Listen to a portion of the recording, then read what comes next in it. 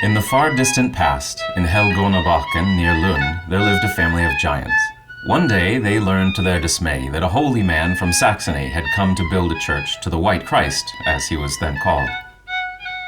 One day the holy man, Laurentius, was staking out the site for the temple when the giant in Helgonabakken appeared at his side and said, "This Christ is no doubt a most worthy Lord who merits a church, and I give you my word, I shall build it myself, a temple most holy, if when it is done you can just only tell me my very own name. But if you can't say me, pay attention, wise man, then you must pay me, with the sun in the sky and the moon up on high, to give to my children as playthings."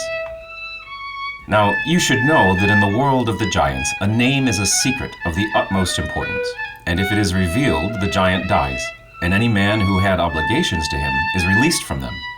Now, of course, Laurentius could not offer the giant the sun and the moon in payment, but as he wanted the church so badly, he offered his own 2 eyes as payment instead.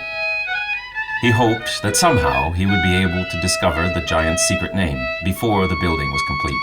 The giant agreed, and with marvelous speed the church walls rose up into the sky.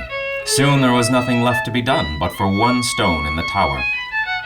The day before that stone was to be set in place, St. Laurentius stood on Helgonabakken, forlorn at the thought that this was the last day he would see the light of the heavens, and henceforth he would live in darkness.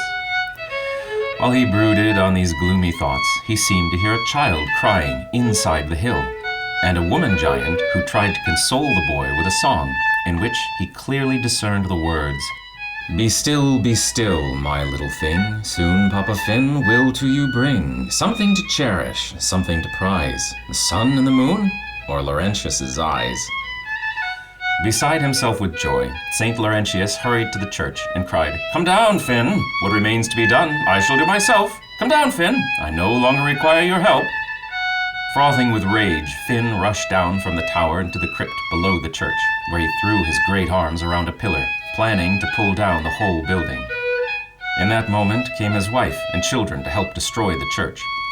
But just as the cathedral began to sway, they were all turned to stone, and stand there to this day, each one embracing their own pillar.